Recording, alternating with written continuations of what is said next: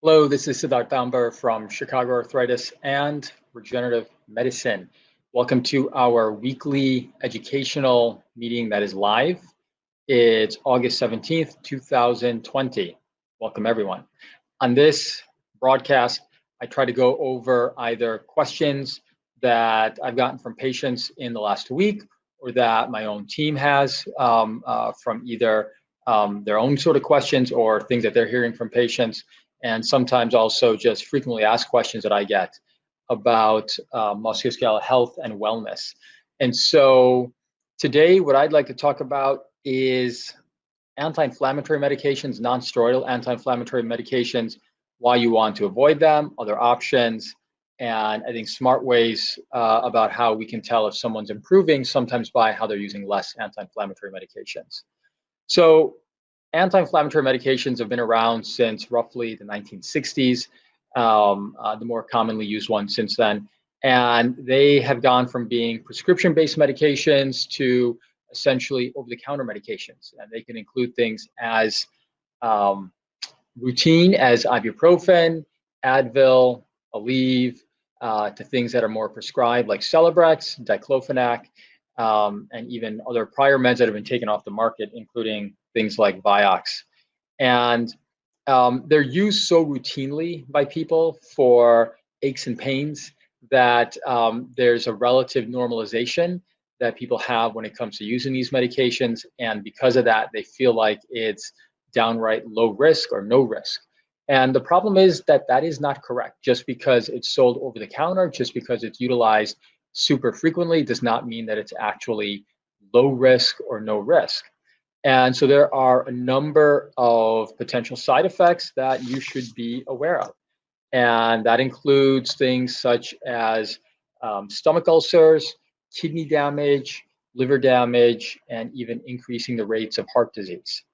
So these are medications that have potential issues.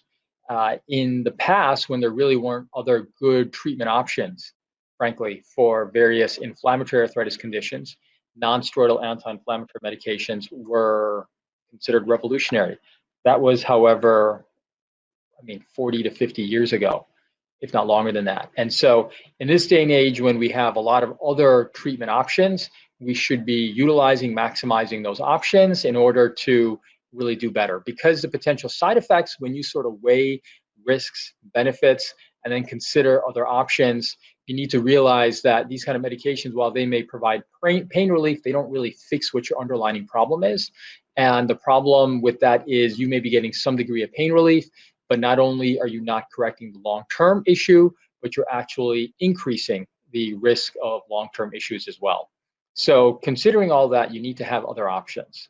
The other thing is that the way that I look at it for my patients who are telling me that they're stuck taking non-steroidal anti-inflammatory medications long-term is that whatever the condition is that we're treating is obviously not being adequately controlled or treated. And it's a signal to me that we need to be doing more than just having you take that kind of pain medication, that kind of anti-inflammatory medication. And it's a signal to me that I need to be digging deeper, looking further into what the problem is in order to make sure that you are being adequately treated. So what are other potential options? Anytime you have a musculoskeletal issue, arthritis, tendinitis, back pain, injuries that's causing pain, functional limitations, reduction in your normal activities or exercise, you absolutely should be considering physical therapy and some over-the-counter supplements. So physical therapy that's a no-brainer, quite frankly. If you have an injury or if you have an abnormal motor pattern, exercise pattern, movement pattern, physical therapy is very helpful to help correct that, improve that, and optimize that. So 100% you should definitely be doing that. The kind of over-the-counter supplements that I recommend, and I hear a lot of things that patients are taking. A lot of them without really very good evidence of whether they work or not, but a lot of them do seem to provide patients pain relief. The three big ones that I generally recommend, however, which do have decent evidence of efficacy in arthritis and tendinitis patients, would include glucosamine, curcumin, as well as omega-3. So glucosamine, which has been around for many years, has decent evidence that it can help with wear and tear arthritis. Wear and tear arthritis is, in particular for knees, there's evidence that glucosamine can help in 50% of people that take it. Number two, omega-3. Omega-3 is a anti-inflammatory that you can get from fish oil, flaxseed oil. Those are the two big sources. And there's decent evidence that it can help with pain and even functional limitations in inflammatory arthritis conditions such as rheumatoid arthritis. So I think it's a good low-risk anti-inflammatory medication. And lastly is curcumin, which you get in turmeric.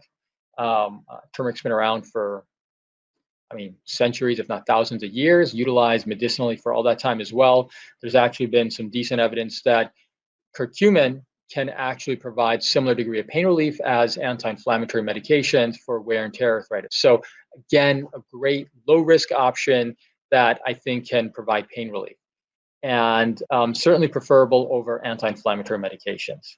May not be as strong, but it's low risk, gives benefit, and is definitely preferable on a long-term basis: glucosamine, omega-3, and curcumin.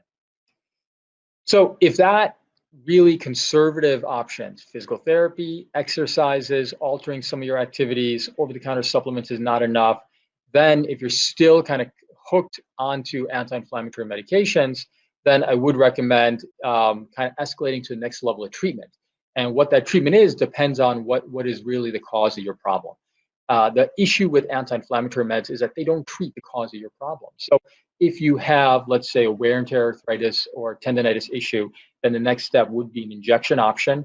Again, I don't recommend steroid injections because it's not the right long-term option, but rather a regenerative medicine treatment option such as platelet-rich plasma or bone marrow-derived stem cells is really the next appropriate treatment option to consider treating your arthritis, tendinitis, and pain. Number one, it'll actually do a better job in terms of longer-term management for that issue compared to an anti-inflammatory med. Number two, it'll actually be safer for the joint, the tendon, the ligament. It'll strengthen those tissues as well, which is another reason why it helps with pain relief and functional improvement also. On the other hand, if your issue is more of an inflammatory arthritis condition such as rheumatoid arthritis, psoriatic arthritis, or ankylosing spondylitis, I would strongly recommend, if you have significant active inflammation throughout your body, to then utilize a medication such as a disease-modifying treatment, a biologic treatment that will actually treat the condition at its source and what's really causing the inflammation and problem, rather than just taking more and more anti-inflammatory meds. Now, there are some people where medication may be an issue because they have other medical problems. And number one, understand that your physician should be nuanced enough to be able to choose a treatment that's going to be low risk in your case. In some settings, if someone cannot tolerate those kind of medications, rather than being stuck on those kind of anti-inflammatory meds like ibuprofen, Advil, meloxicam, you can then consider some of the regenerative medicine treatment options that have more of an anti-inflammatory angle to them. And so in all cases, these are the options that you should be considering for chronic musculoskeletal pain rather than chronic anti-inflammatory medications. And really the reason is because you should always be thinking long-term. Long-term in terms of benefit and long-term in terms of potential risks. And when you weigh all those together, you realize that chronic ibuprofen, Advil, diclofenac, anti-inflammatory meds is not the right way to go. Another interesting thing is that for patients who are on those kind of medications long-term, anytime we're trying to figure out how well is somebody doing from treatment for their musculoskeletal condition, you're always looking for objective evidence, whether that's objective evidence that inflammation is down in a joint, or a patient telling you, hey, my pain level is down, or hey, my functional improvement is better, or my range of motion is better. I'm able to do activity X, which I was not able to do 6 months ago. Those are somewhat objective options.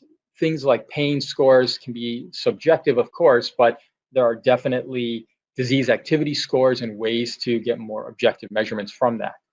But another, I think, interesting objective way is, has a person reduced their pain medication? Have they reduced their ingestion of anti-inflammatory medications? That's another, I think, clever and nuanced way to tell if someone is actually improving, because the goal is to get you off those kind of medications.